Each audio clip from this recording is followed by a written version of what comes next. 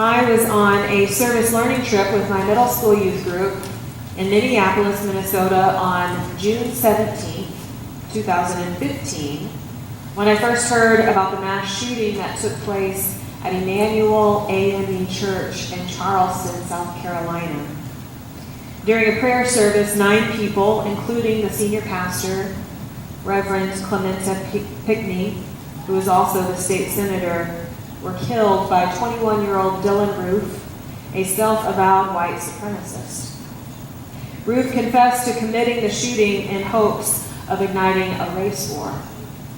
The shooting targeted one of the United States' oldest black churches, which has been long a site for community organization around civil rights. Our theme song today, I Choose Love, was written in response to the way that the family members of those 9 victims responded when they were killed. During the court case, one by one, those who chose to speak to the judge and to Dylan Roof did not allow the anger that they felt to lead the decision of their hearts. I forgive you, Nadine Collier said, her voice breaking with emotion.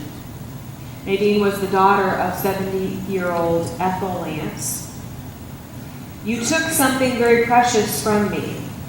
I will never talk to her again. I will never ever hold her again.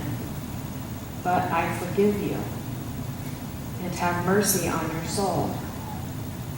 Felicia Sanders spoke about her son, Tywanza Sanders, who was killed. We welcomed you Wednesday night in our Bible study with welcome arms. Tywanza Sanders was my son. May God have mercy on you. The sister of the Payne Middleton doctor said, I acknowledge that I am very angry. But one thing DePayne always enjoined in our family is she taught me that we are the family that love built. We have no room for hating, so we have to forgive. I pray, God, on your soul.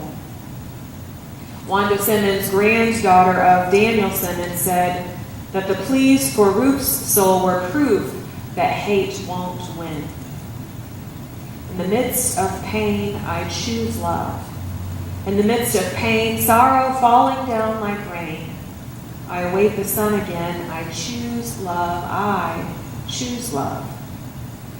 During my morning devotional time this Friday, I read the following reflection about Jesus on the cross from author Louis Savory. He said, Jesus was victimized, but he never became a helpless victim. Instead, Jesus redirected this suffering energy during his dying toward service for others. He did this consciously while on the cross, which is clear from his words: compassion for the thief, forgiveness of his enemies, and care for his mother. Even in those moments of unendurable pain, he never forgot his redemptive mission of reparation and forgiveness and healing. How did he do it? Violence awaited his every move. The powers that be had planned and plotted. They bribed one of his own to betray him. They came after him with their weapons drawn in the Garden of Gethsemane. They brought him to trial, but they had condemned him even before his arrest. Can you imagine seeing all that you've worked toward about to go up in smoke? Maybe it will cease to exist. Your whole life's work. The empowerment of marginalized communities. The authorization of alternative family structures. The overturning of purity laws which made the poor even poorer. How did he stop himself from fleeing? How did he prevent the urge to take down everyone with him? How did he quench the yearning to humiliate those who mocked and derided him? Jesus made his decision long before he arrived at the cross that day. He made the conscious choice that no matter what the outcome, he would choose love. Maybe he would make it to a ripe old age with a beloved community and training blossoming and flourishing. But he had to choose love all the way through, even if it meant he wouldn't live to ensure that he got to see God's kingdom reign. He chose love. Choosing love can sometimes sound so nice and pleasant and simple. But experience has shown us that choosing hate is more automatic, more knee-jerk, more satisfying in the moment.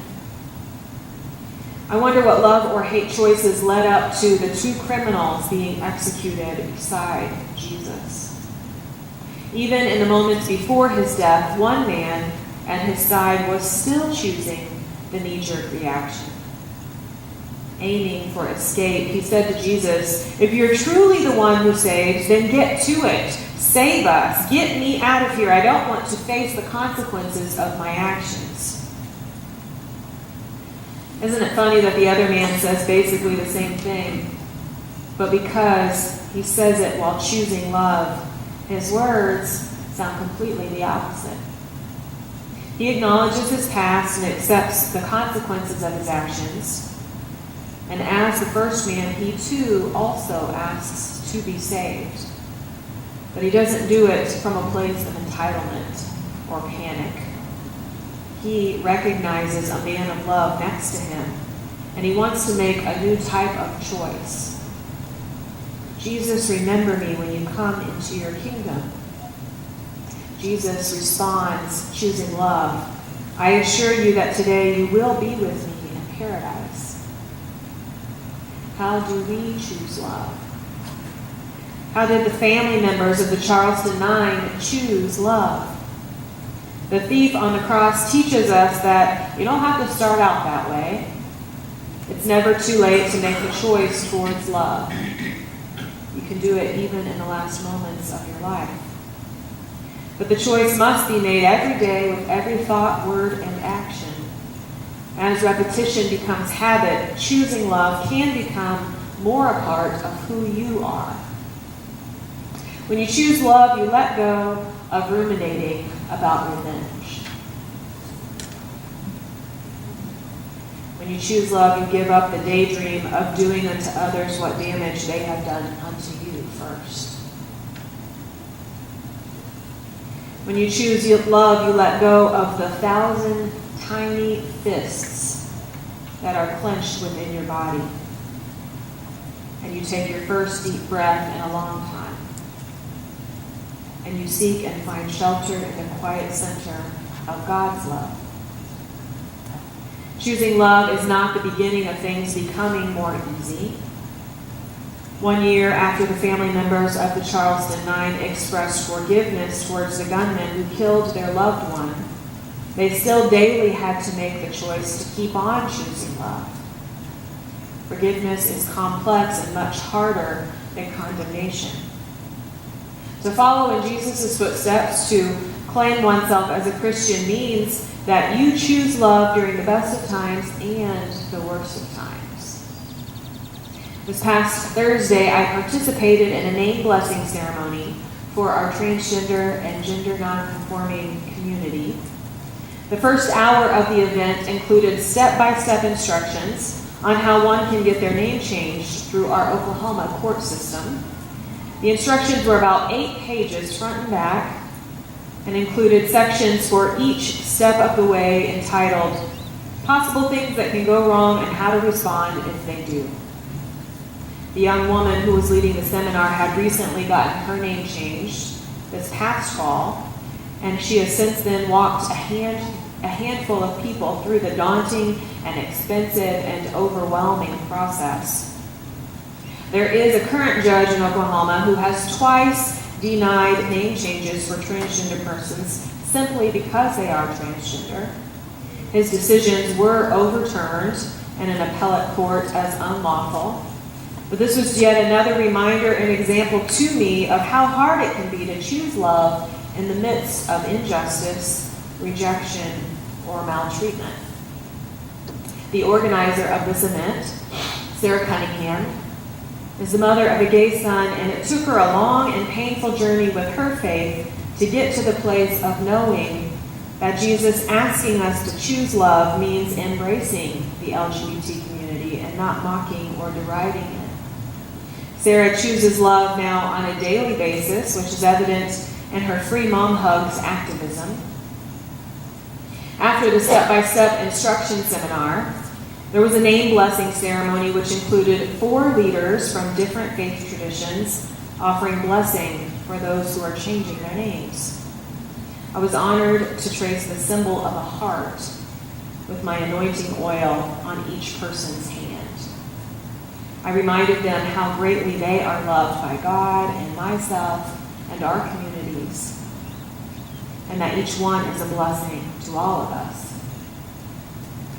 Some days choosing love looks like walking through the hoops that you've just finished walking through and then turning around and helping other people walk through them as well. Some days choosing love looks like accepting your gay son and then devoting your life to convincing every other Christian church that they should accept your gay son too. Some days choosing love looks like forgiveness that you don't know how to give, but you trust that God will lead you through the journey to do so.